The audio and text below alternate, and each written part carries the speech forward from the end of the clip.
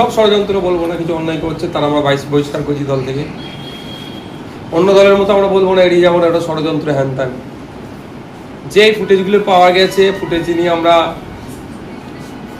Verify করেছি, যারা দোষী পার্টি থেকে তাদেরকে আমরা কি করেছি, বহিষ্কার করেছি। কোনো কথা হবে না। ভাঙড় সহ রাজ্যের মানুষ আজকে আমাদের দিকে তাকিয়ে আছে। ভাঙড়ের মানুষ দ্বিতীয়বারের জন্য আমাকে নির্বাচিত করে পাঠিয়েছে আমার স্বচ্ছতার জন্য, দুর্নীতি না থাকার জন্য।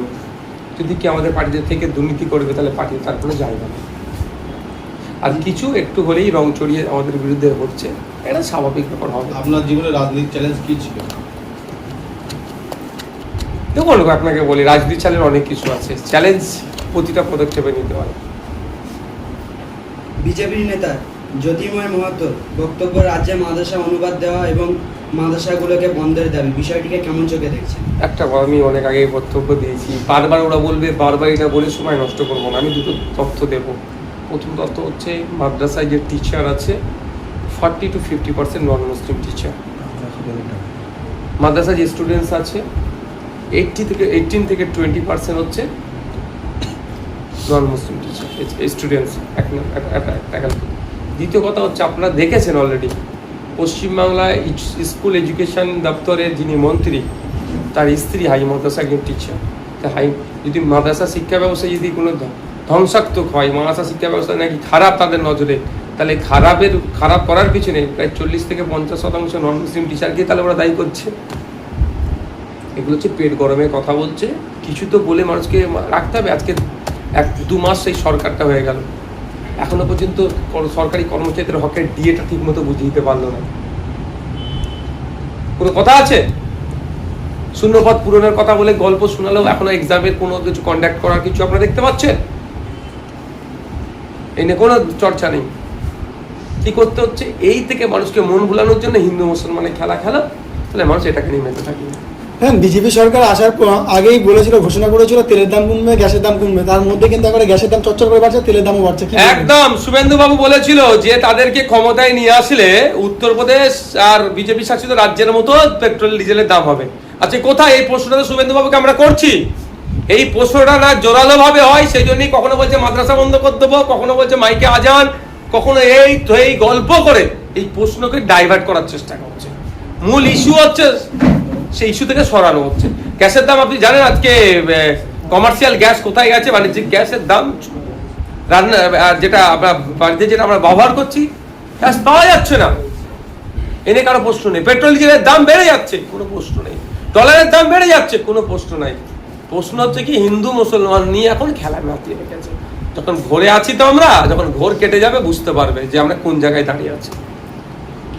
আগামী 15 বছর তৃণমূল শাসিত দল, তারা প্রাক্তন মুখ্যমন্ত্রী মমতা ব্যানার্জি সাহেব ছিলেন, তিনি বলেছিলেন ফুরফুরা থেকে রেল হবে, কিন্তু এখনো সে রেল হয়নি। এখন নতুন সরকার গঠিত হওয়ার পর শুভেন্দু অধিকারী বলেছে যে ফুরফুরা টু তারকেশ্বর, ফুরফুরা টু বাড়িপাড়া এবং ফুরফুরা টু ডানকুনি রেল স্টেশন করে দেবে। বিষয়টাকে কি বলবো? কে বললো? মমতা ব্যানার্জি তো রেল চালিয়ে দিয়েছিল। 2019 সালে লোকসভা নির্বাচনে হাওড়া জেলার জগৎবল্লভপুরে একটা শ্রীরামপুর লোকসভা কেন্দ্রের প্রার্থীর হয়ে তৃণমূলের প্রচারে এসে তো রেল চালিয়ে দিয়েছিল। আপনারা ভুলে গেছেন যে আমরা রেল স্টেশন করে যে রেল চলছে, চালিয়ে দিয়েছিল রেল। যেরকম গল্প ছিল, আর আজকেও আমার মনে হয় সেটা গল্প। যতক্ষণ না পর্যন্ত রেল লাইন পাচ্ছে আমরা গল্পের মনে করব। তবে হ্যাঁ, এটা বলে রাখছি, এটা কেউ না ক্রেডিট নিতে পারে যে এই নতুন বিজেপি সরকার পশ্চিমবাংলায় এসে রেলটা করছে না। ডানকুনি থেকে ফুরফুরা শরীফ, বারুইপাড়া থেকে ফুরফুরা শরীফ, তারকেশ্বর থেকে ফুরফুরা শরীফ, এই 3টে লাইন অনেক আগে থেকে প্রস্তাব ছিল। সে দ্রুততার সাথে এই 3টে লাইন হোক, এটা চাইবো। সেই রেল লাইন হওয়ার জন্য যদি রাজ্যের মুখ্যমন্ত্রী সহযোগিতা করে, অবশ্যই ধন্যবাদযোগ্য কাজ হবে, ধন্যবাদ আমরা জানাবো। যে বিজেপি ভোটের আগে বলতো চোর ধরো জেল ভরো, আজকে সেই বিজেপি ক্ষমতা আসার পরেই বলছে চোর ধরে দলে ভরো। বিষয়টাকে নিয়ে কি অনেক আগেই এরা বলেছিল এই ধরনের কথা, আমরা দেখেছি তো। ইডি সিবিআই নোটিশ দিয়েছে সকালবেলা, বিকালবেলা বিজেপি ঠান্ডা ধরে নিয়েছে, নোটিশ দেওয়া বন্ধ হয়ে গেছে। এটা কি নতুন কথা নাকি? ওয়াশিং মেশিন তো বিজেপি। তবে এর রিয়াকশন পাবলিক আগামী দিনে। বিভিন্ন মানে দেখেছিলাম যে আইএসএফ এর টিম হচ্ছে কি বিজেপির দালাল, সেই কারণে দেখছি একেবারে বিজেপি আর তৃণমূলী এমপিরা যোগ দিচ্ছে বিজেপিতে, কি বলবো? ওই বলুন না, একটা কে আছে বাঙরের যাদবপুরের লোকসভা থেকে দাঁড়িয়েছিল, কি গল্প শুনিয়েছিল? আমি নামই তার ঘৃণা বোধ করছি এখন। কি বলেছিল একটা বক্তব্যে, যখন কি হবে ভাইজান কি থাকবে, আজকে সে কোথায় মুখ লুকিয়ে বেড়াতে হচ্ছে। বাংলার মানুষের ভোট লুট করেছিল এই ভোট চোর সরকার, ভোট লুট করে ওকে জিতিয়েছিল। আজকে বাংলার মানুষ ক্ষমা থেকে করবে না। যারাই বলেছিল আইএসএফ কে অমুক দলের দালাল, তারাই দেখুন আজকে বিজেপির পাচার চিকি। আইএসএফ তার নিজস্ব গতিতে চলছে।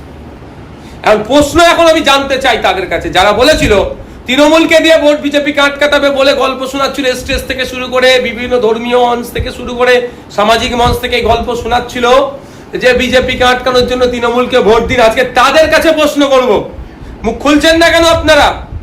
বকলমে যারা বিজেপিকে সাপোর্ট করছে, আপনারা দেখেছেন আজকে অনেক চ্যালেঞ্জ দাবি করছে 300+ বিজেপির এমপি সিট। কেন এনডিএ নাকি 300+? কেন 300+ তো নয়, এই তৃণমূলের এমপি গুলোকে অ্যাড করছে, তার মানে বকলমেরা তো বিজেপিকে সাপোর্ট করছে।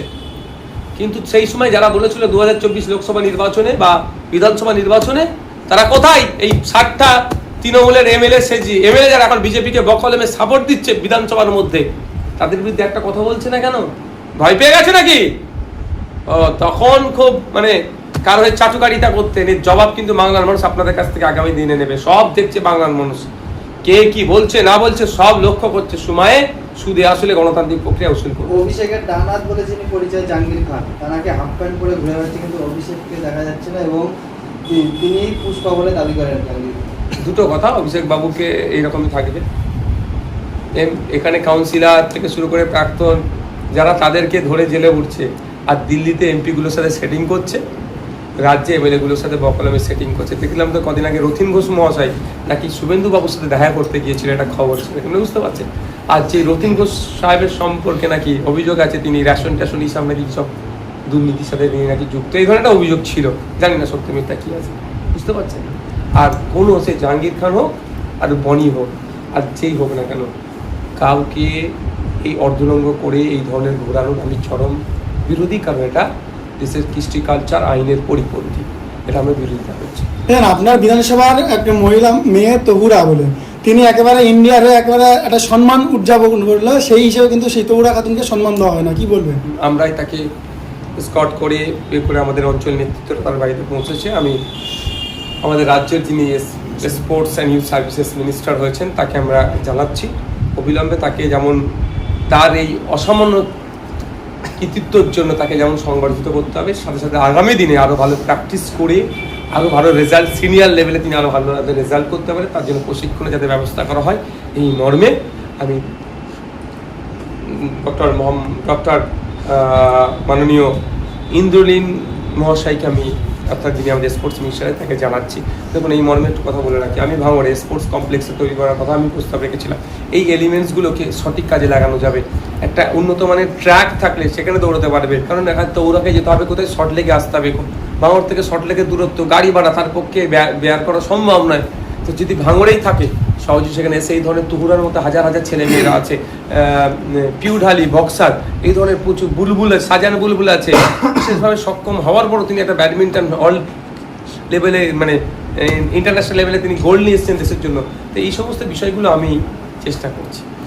গতকাল সিআইডি ভবানী ভবনে তৃণমূলের সর্বভারতীয় সাধারণ সম্পাদক অভিষেক বন্দ্যোপাধ্যায়ের কয়েকটি ঘন্টা জিজ্ঞাসাবাদ করেছেন এবং জিজ্ঞাসাবাদ করার পরে এই ঘটনায় আপনি কি ভাবছেন? দেখেছেন আপনার মতো কি স্বাধীনতা তদন্ত প্রক্রিয়া চলছে নাকি এর পিছনে কোনো রাজনৈতিক? আমি একটা কথা বলি, এগুলো সব হচ্ছে আইওয়াশ। শুভেন্দু বাবু এইটুকু বুঝাতে চাইছেন বিজেপি বিশাল কিছু করছি, ভাইপোর উপরে এরকম করছি, ঘোড়ার ডিম। অলরেডি যেগুলো তদন্ত হয়ে বসে আছে, এবার ধরবে আর জেলের মধ্যে ভরে দেবে, সেগুলো কিছু করছে? কালীঘাটের কাকুর ভয়েস টেস্টের রিপোর্ট আপনারা জানতে পেরেছেন? ভয়েস টেস্ট হয়ে গেছে অলরেডি, ওগুলো ধরে ওগুলো ঘুরুক না। 26,000 চাকরি বাতিল থেকে শুরু করে এইসব দুর্নীতি, গরু চুরি, কয়লা পাচার, গরু পাচার, বালি চুরি, এগুলো এই মামলাগুলো তো মানে প্রায় 70% গিয়ে পৌঁছে গিয়েছে। ওগুলোকে স্পিড আপ করুক না কেন? একটা নতুন মামলা নতুন শুরু করছে মানে বুঝতে পারছেন, দেখাবে বিশাল কিছু হচ্ছে, সামান্য একটা শুধুমাত্র আইওয়াশ ছাড়া আর কিচ্ছু না। Thank you. Thank you. একটা বিষয় বলতে হবে, তার উপরে মূল্যায়ন হবে।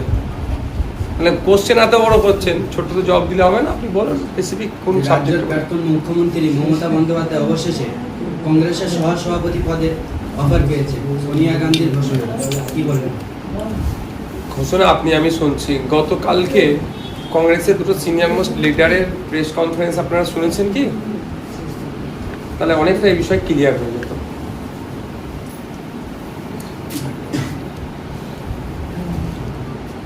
পরে কি আছে বলুন। যেমন বিগত কয়েকদিন আগে দেখলাম Tripura Khatia senior title master পরীক্ষা বন্ধ করে দিয়ে আছে, এবং আলিয়ার যে বাকি 11টা ক্যাম্পাস আছে সেই ক্যাম্পাসেরও পরীক্ষা বন্ধ করে দেওয়া হয়েছে, এবং আলিয়া মেন সেন্টারে পরীক্ষা হয়েছে। এই বিষয়ে কি বলবেন? স্টাডি সেন্টার যেগুলোকে বলা হয় সেগুলোতে ইসলামিক থিওলজির যারা এক্সাম দিচ্ছিল তাদের এক্সাম বন্ধ করেছে। এই বিষয়টা নিয়ে আমি জানতে চেয়েছি, যে উত্তর পেয়েছি প্রশাসনের অর্থাৎ আলিয়া বিশ্ববিদ্যালয়ের তরফ থেকে, সেটা সন্তোষজনক নয়। তারা বলছে যে ওই সার্ভের নামক এই ধরনের এটাকে দেখানো হচ্ছে। আমরা তাদের কাছে আহ্বান করছি দ্রুততার সাথে এই যে সংকটময় পরিস্থিতি চলছে সেটাকে মোচন করতে হবে। আমি এতটুকু কথা বলবো, যারা পরীক্ষার্থী আছে 11টার স্টাডি সেন্টারের, তাদের জন্য আমরা ভাবছি, তাদের হয়ে লড়াই আমরা করেছি, আগামী দিনেও লড়ব, যে কোনো মতেই তাদের সার্টিফিকেট না অবৈধ হয়, এক নম্বর কথা। দ্বিতীয়, যে মধ্যিখানে এক্সাম তাদের বন্ধ হয়ে গিয়েছে, এটা যাতে কন্টিনিউ হয় তার ব্যবস্থা দ্রুততার সাথে যাতে হোক তার ব্যবস্থা আমরা করছি। ভাঙড়ে কিছু কিছু জায়গায় দেখা যাচ্ছে তোলাবাজির অভিযোগ উঠছে, এবং এর সামনে কিছু ভিডিও আসছে। এটা কি আইএসএফ এর উপরে ষড়যন্ত্র চালানো হচ্ছে?